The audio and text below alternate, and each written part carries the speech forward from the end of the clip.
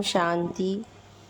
बाबा हम बच्चों को जो ज्ञान की भिन्न भिन्न समझाने देते हैं वो एक तरीके से कस्तूरी है। उसको अगर हम अपने जीवन में धारण करते हैं तो कहीं पर से भी माया का आह्वान नहीं हो सकता है। इसलिए बाबा की समझानी है कि बच्चे जितना हो सके बाबा की याद में और बाबा की दी हुई श्रीमत का हम पालन करें। बाबा पर कुर्बान हो जाना ही सबसे बड़ी सेवा है। जैसे बाबा बच्चों पर कुर्बान हुआ है ऐसे हम बच्चों का भी फर्ज है बाबा पर पूरा पूरा बलिहार जाना। सुनते हैं बाप दादा के 7/10/2022 के साकार महावाक्य में बाबा बोले, मीठे बच्चे, बाप तुम्हें ज्ञान की कस्तूरी देते हैं तो ऐसे बाप पर तुम्हें कुर्बान जाना है। माता पिता को फॉलो कर पावन बनाने की सेवा करनी है। जैसे हमारे बाबा मम्मा ने किया ऐसे हमको भी हर एक आत्मा की सेवा करनी है। प्रश्न में जो तकदीरवान बच्चे हैं उनकी निशानी क्या होगी? उत्तर में तकदीरवान अर्थात बख्तावर बच्चे अच्छी रीति पढ़ेंगे और पढ़ाएंगे। वे पक्के निश्चय बुद्धि होंगे, कभी भी बाप का हाथ नहीं छोड़ेंगे। धंधे आदि में रहते यह कोर्स भी उठाएंगे, बहुत खुशी में रहेंगे। परंतु जिनकी तकदीर में नहीं है वे लॉटरी मिलते हुए भी गवा देंगे। बाबा का हाथ ही सबसे बड़ी लॉटरी है। इसलिए बाबा कहते हैं इस तकदीर को छोड़ना नहीं है। गीत है, भोलेनाथ से निराला कोई और नहीं। ओम शांति। भोला कहा जाता है उनको जो कुछ भी नहीं जानते हैं। अभी बच्चे जानते हैं कि बरोबर हम मनुष्य कितने भोले थे, माया कितना भोला बना देती है। यह भी नहीं जानते कि बाप कौन है। बाप कहकर पुकारना और जानना नहीं, फिर यह भी मालूम नहीं हो कि बाप से क्या प्रॉपर्टी मिलती है तो भोला कहेंगे ना। भोला कहो बुद्धू कहो बात एक ही है। इस समय सब बेअक्ल बन पड़े हैं, उनको फिर बेअक्ली का भी घमंड है। बच्चे, तुम बाप को जानते हो और उनसे सुन रहे हो। बाकी आत्मा को देही अभिमानी बनने की मेहनत करनी है। बाबा खुद बैठ सिखाते हैं कि हे आत्मा, देही अभिमानी बनो। अपने को पारलौकिक बाप के बच्चे निश्चय करो। लौकिक बाप को तो जानते हो, बाकी तुम अपने भोले हो जो पारलौकिक बाप को नहीं जानते। अब तुम बच्चों की बुद्धि में बैठा है कि यह बातें परमपिता परमात्मा समझाते हैं। तुम छोटे बच्चे नहीं हो, तुम्हारे आर्गन्स तो बड़े हैं। बाप समझाते हैं अगर अपने को देह समझेंगे तो बाप को याद नहीं कर सकेंगे। अपने को देही अभिमानी समझो। बच्चे बच्चे बाप शरीर को नहीं आत्मा को कहते हैं और बच्चे आत्माएं सब शिव को यानी परमात्मा को बाबा कहते हैं। किसी भी आत्मा को व ब्रह्मा को नहीं कहते। यहाँ भी उनका बच्चा है। अब तुम जानते हो कि हमारा बेहद का बाप इनमें आया है तो बाप को याद करना पड़े।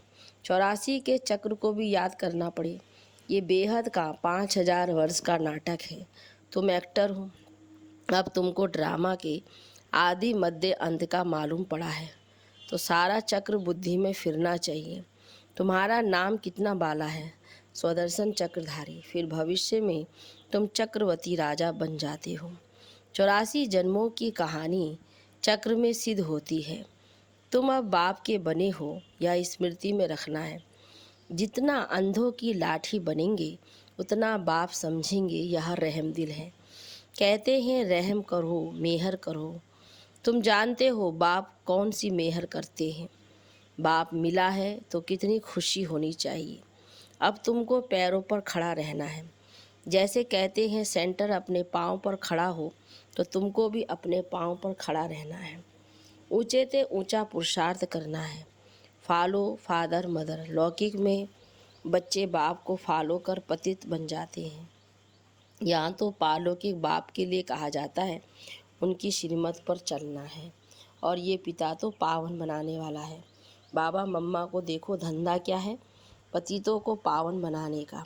और धर्म पिताएं जब आते हैं तो उनके धर्म की आत्माएं ऊपर से आती हैं। वहाँ कन्वर्ट करने की बात नहीं, यहाँ तो कन्वर्ट करना है। शूद्र को ब्राह्मण बनाना है, इसके लिए तुमको मेहनत करनी पड़ती है। तुम कितना लिटरेचर देते हो वह देख कर फाड़ देते हैं। बाबा कहते तुम बच्चे पंपलेट बांटते हो, लिटरेचर देते हो और वो फाड़ देते हैं, लेकिन बाबा कहते फिर भी अपनी सेवा उसी अनुसार से करना है। तुम बच्चे रूप बसंत हो, जैसे बाप वैसे तुम बच्चे। तुमको ज्ञान की वर्षा करनी है। ये चित्र बड़े अच्छे हैं। त्रिमूर्ति का चित्र बड़ा ज़रूरी है। इसमें बाप और वर्षा दोनों ही आ जाते हैं। बाप के बिगर दादे का वर्षा कैसे मिलेगा? श्री कृष्ण का चित्र सबको अच्छा लगता है, बाकी 84 जन्मों की लिखत अच्छी नहीं लगती। उन्हों को चित्र अच्छा लगता है, तुमको विचित्र अच्छा लगता है, क्योंकि तुमको बाप ने कहा है आत्माभिमानी भव। तुम अपने को विचित्र समझते हो तो याद भी विचित्र परमात्मा को करते हो। बाप रचयिता है तो ज़रूर नई दुनिया ही रचते हैं। उसमें लक्ष्मी नारायण का राज्य था। लक्ष्मी नारायण का चित्र भी बनाया है और लिखा हुआ है सर्वगुण संपन्न 16 कला संपूर्ण। लक्ष्मी नारायण महाराजा महारानी तो नशा रहता है कि हम बाप को याद कर यह बन रहे हैं, तो सदैव बाबा बाबा करते रहो और भविष्य पद को भी याद करो तो सतयुग में चले जाएंगे। जैसे एक मिसाल देते हैं, मैं भैंस हूँ कहने से भैंस समझने लगा, परंतु कहने से कोई बन नहीं जाता है। बाकी तुम जानते हो मैं आत्मा नर से नारायण बन रहा हूँ, अब बेगर हूँ, ये वंडर है। वहाँ एक तो राज्य नहीं करेंगे, उनकी डिनास्टी चलती है, उनके बच्चे होंगे। 1250 वर्ष सिर्फ लक्ष्मीनारायण थोड़ी राज्य करेंगे। कहते हैं सतयुग की आयु बड़ी है, फिर भी प्रजा तो चाहिए। तुम्हारी बुद्धि में ज्ञान की पराकाष्ठा चाहिए। बाबा कहते संपूर्ण रूप से ज्ञान होना चाहिए। तुम किसके आगे भी चित्र रखकर समझाओ कि भारत स्वर्ग था, अब पुरानी दुनिया नरक है, तो ये पक्का होना चाहिए कि हम स्वर्गवासी थे, अब नरकवासी हैं, फिर स्वर्गवासी बन रहे हैं। सतयुग में लक्ष्मी नारायण, त्रेता में राम सीता का राज्य था, तो सब स्वर्गवासी थे। इस चक्र में 84 का चक्र सिद्ध होता है। झाड़ में फिर कैसे पूजने से गिरते हैं और पुजारी बनते हैं, ये सिद्ध होता है। तुम कहते हो इस समय सभी नास्तिक हैं क्योंकि बाप को नहीं जानते हैं। अब तुम जानते हो कि सब कब्रिस्तान में पड़े हैं। तुम बच्चे गुप्त हो, अंग्रेजी में अंडरग्राउंड कहते हैं। वहाँ कोई अंडरग्राउंड नहीं, अंडरग्राउंड तुम हो, परंतु तुमको कोई जानते नहीं। यहाँ सम्मुख बैठे हो तो मज़ा आता है। बेहद का बाप परमधाम से आकर इनमें प्रवेश कर पढ़ाते हैं, चक्र का राज समझाते हैं। बाकी सवारी सारा दिन नहीं होती। बाबा कहते सारा दिन मैं सवारी नहीं करता हूँ। बाप कहते हैं मैं सर्विस करता हूँ, बच्चों का नाम निकालने के लिए मैं प्रवेश करता हूँ। बाप कहते हैं बच्चे स्वदर्शन चक्रधारी भव, शंख ध्वनि भव। तुमको ज्ञान का शंख बजाना है तो शंख कहो मुरली कहो एक ही बात है। उन्होंने श्री कृष्ण को मुरली दिखाई है।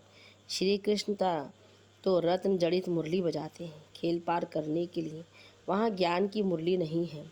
तुम बच्चों को बुद्धि में रखना है कि जैसे कल पहले सतयुग में पाठ बजाया था वैसे अब बजाएंगे। बाकी बाबा से तो वर्षा ले लेंगे, परंतु बच्चे घर में जाते हैं तो भूल जाते हैं। बाप कहते हैं यहाँ से पक्के हो जाओ, धंधा भल करो परंतु याद करते रहो। 1 सेकंड का कोर्स उठाओ, जैसे बहुत शादी करके भी पढ़ते हैं, तुम भी धंधे में रहते पढ़ो। बाबा कहते कारोबार भी करो। कुमार कुमारी के लिए तो बहुत सहज है, सिर्फ यह बुद्धि में रहे मेरा तो एक शिव बाबा, दूसरा न कोई।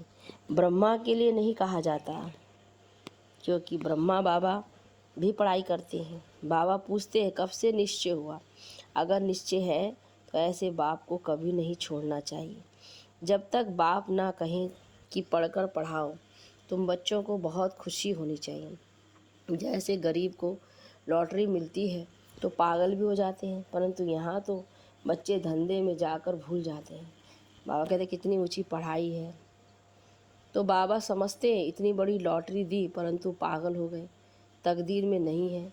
तब कहा जाता है बख्तावर देखना हो तो यहाँ देखो, फिर मूर्ख देखना है तो।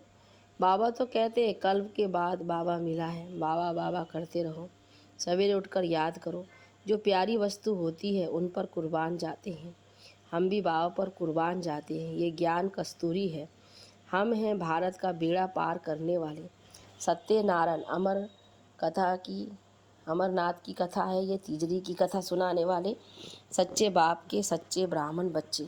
तो अंदर कोई खोट नहीं होनी चाहिए, खोट होगी तो ऊंच पद पा नहीं सकेंगे। अच्छा, मीठे मीठे सिकिला दे बच्चों प्रति माता पिता बाप दादा का याद प्यार और गुड मॉर्निंग।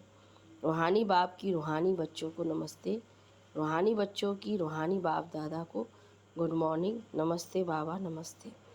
रात्रि क्लास, बाप ने समझाया है ऐसी प्रैक्टिस करो। यहाँ सब कुछ देखते हुए, पाठ बजाते हुए बुद्धि बाप की तरफ लगे गए।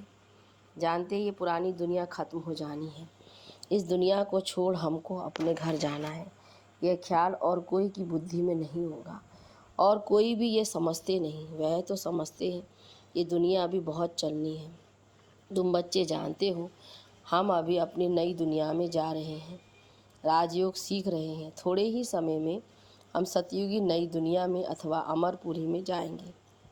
अभी तुम बदल रहे हो, आसुरी मनुष्य से बदल दैवी मनुष्य बन रहे हो। बाप मनुष्य से देवता बना रहे हैं। देवताओं में दैवी गुण होते हैं, वह भी मनुष्य, परंतु उनमें दैवी गुण नहीं है। यहाँ के मनुष्यों में है आसुरी गुण। तुम जानते हो ये आसुरी रावण राज्य फिर नहीं रहेगा। अभी हम दैवी गुण धारण कर रहे हैं। अपने जन्म जन्मांतर के पाप भी योग बल से भस्म कर रहे हैं। करते हैं या नहीं वह तो हर एक अपनी गति को जानते हैं। हर एक को अपने को दुर्गति से सदगति में लाना है, अर्थात सतयुग में जाने के लिए पुरुषार्थ करना है। सतयुग में है विश्व की बादशाही, एक ही राज्य होता है। यह लक्ष्मी नारायण विश्व के महाराजन है ना। दुनिया को इन बातों का पता नहीं है। वन वन से ही इन्हों की राजाई शुरू होती है। तुम जानते हो हम ये बन रहे हैं। बाप अपने से भी बच्चों को ऊंच ले जाते हैं, इसलिए बाबा नमस्ते करते हैं। ज्ञान सूर्य, ज्ञान चंद्रमा, ज्ञान लक्की सितारे। तुम लक्की हो, समझते हो। बाबा बिल्कुल ठीक अर्थ सहित नमस्ते करते हैं। बाप आकर बहुत सुख घनेरे देते हैं। ये ज्ञान भी बड़ा वंडरफुल है। तुम्हारी राजाई भी वंडरफुल है, तुम्हारी आत्मा में वंडरफुल है। बाबा कहते तुम्हारी आत्मा भी वंडरफुल है। रचयिता और रचना के आदि मध्य अंत का सारा नॉलेज तुम्हारी बुद्धि में है। तुमको आप समान बनाने के लिए कितनी मेहनत करनी पड़ती है कल पहले वाली हर एक की तकदीर। फिर भी बाप पुरुषार्थ कराते रहते हैं। ये नहीं बता सकते कि 8 रत्न कौन बनेंगे, बताने का पाठ ही नहीं। आगे चल तुम अपने पाठ को भी जान जाएंगे। जो जैसा पुरुषार्थ करेगा ऐसा भाग्य बनाएंगे। बाप है रास्ता बताने वाला, जितना जो उस पर चलेंगे। इनको तो सूक्ष्म वतन में देखते ही हैं। प्रजापिता ब्रह्मा साथ में बैठा है। ब्रह्मा से विष्णु बनना सेकंड का काम, विष्णु से ब्रह्मा बनने में 5000 वर्ष लगते हैं। बुद्धि से लगता है बाप तो बरोबर ठीक है, भल त्रिमूर्ति बनाते हैं ब्रह्मा विष्णु शंकर, परंतु ये कोई नहीं समझते होंगे। अभी तुम समझते हो। तुम कितने पद्मा पदम भाग्यशाली बच्चे हो। देवताओं के पाँव में पदम दिखाते हैं ना, तो पद्मपति नाम भी वाला है। पद्मपति बनते भी गरीब साधारण ही हैं। करोड़पति तो कोई आते ही नहीं। 5-7 लाख वाले को साधारण कहेंगे। इस समय तो 20-40 हज़ार तो कुछ है नहीं। पद्मपति कोई है सो भी एक जन्म के लिए। करके थोड़ा ज्ञान लेंगे, समझ कर स्वाहा तो नहीं करेंगे ना। सभी कुछ स्वाहा करने वाले थे जो पहले आए। फट से सभी का पैसा काम में लग गया। गरीबों का तो लग ही जाता है। साहूकारों को कहा जाता है अभी सर्विस करो। ईश्वरीय सर्विस करनी है तो सेंटर खोलो, मेहनत भी करो, दैवी गुण भी धारण करो। बाप भी गरीब निवाज कहलाते हैं। भारत इस समय सभी से गरीब है। भारत की ही सभी से जास्ती आदमशुमारी है, क्योंकि शुरू में आए हैं ना, जो गोल्डन एज में थे वही आयरन एज में आए हैं। एकदम गरीब बन पड़े हैं, खर्चा करते करते सभी खत्म कर दिया है। बाप समझाते हैं, अभी तुम फिर से देवता बन रहे हो। निराकार गॉड तो एक ही है, बलिहारी एक ही है। दूसरों को समझाने में तुम कितनी मेहनत करते हो, कितने चित्र बनाते हो, आगे चलकर अच्छी रीति समझते जाएंगे। ड्रामा की टिक टिक तो चलती रहती है, इस ड्रामा की टिक टिक को तुम जानते हो। सारी दुनिया की एक्ट हूबहू एक्यूरेट कल्प कल्प रिपीट होती रहती है, सेकंड व सेकंड चलती रहती है। बाप ये सभी बातें समझाते फिर भी कहते मन मना भाव। बाप को याद करो, कोई पानी व आग से पार हो जाते हैं, उससे फ़ायदा क्या, इससे कोई आयु थोड़ी ही बड़ी हो जाती है।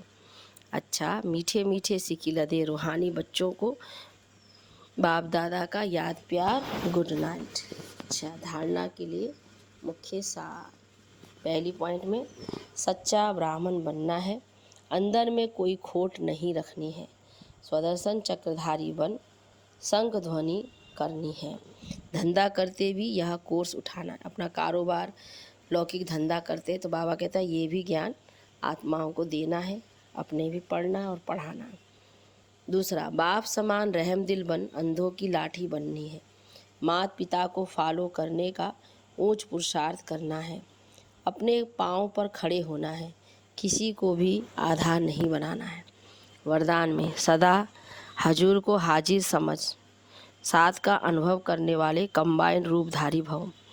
बच्चे जब भी स्नेह से बाप को याद करते हैं तो समीप और साथ का अनुभव करते हैं। दिल से बाबा कहा और दिलाराम हाजिर, इसीलिए कहते हैं हजूर हाजिर है, हाजरा हजूर है। स्नेह की विधि से हर स्थान पर हर एक के पास हजूर हाजिर हो जाते हैं। अनुभवी ही इस अनुभव को जानते हैं। गाया हुआ है करण करावन हार, तो करण हार और करावन हार कंबाइंड हो गया। ऐसे कंबाइंड रूपधारी सदा साध का अनुभव करते हैं।